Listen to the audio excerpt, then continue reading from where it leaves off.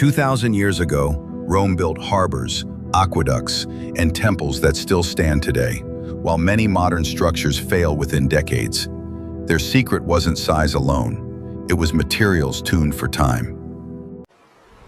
The secret wasn't marble or steel, it was a mysterious concrete, tougher over centuries and nearly impossible to destroy. Waves hit it, salt invades it, and somehow it holds. This mix bound Rome together.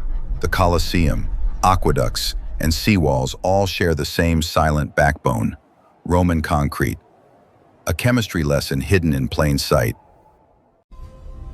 Unlike many modern mixes that slowly weaken, Roman concrete matured. It didn't just survive the centuries, it hardened into them. The recipe? Volcanic ash, lime, and seawater, pozzolana, quicklime, and brine. When combined, they sparked a reaction that locked stones together at the molecular level.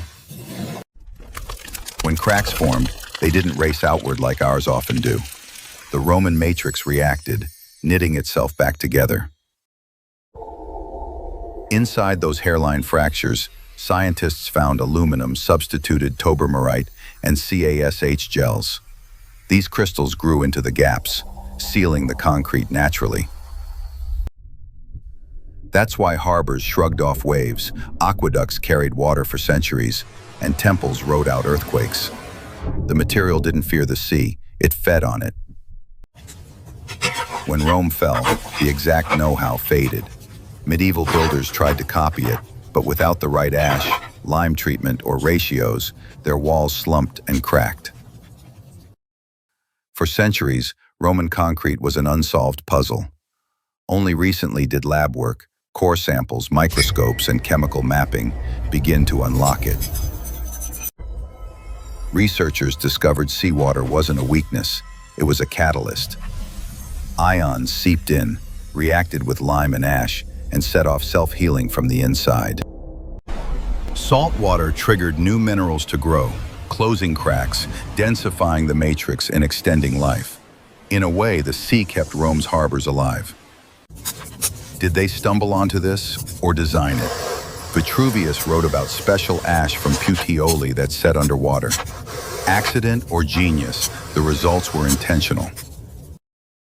Today, engineers test Roman-style mixes for long-life infrastructure, low-carbon binders, volcanic ash additives, and hot mixed lime that stores healing potential. Some even look to Mars, robust, low-maintenance concrete made from local dust and ash analogs. When repairs are hard, durability is everything. So why not use it everywhere? Speed and cost. Modern concrete pours fast, cures fast, and fits our codes. Endurance often loses to schedules. Rome built for centuries, not quarters. Their mindset prioritized the long arc, foundations that would outlive their builders. As rising seas and harsher storms hit our coasts, materials that thrive in salt and water pressure start to look less ancient and more essential. Imagine bridges that heal themselves, storm walls that grow stronger with every wave, and towers designed for millennia. That's the promise inside this old chemistry. Empires fade, but a breakthrough that still performs after 2,000 years, that's one of history's greatest inventions. Maybe Rome's true legacy isn't just roads and armies, it's a material that outlasted them all. A blueprint for building beyond a lifetime. So what do you think? Lucky accident or a forgotten science we're finally rediscovering? Tell me in the comments and subscribe for more.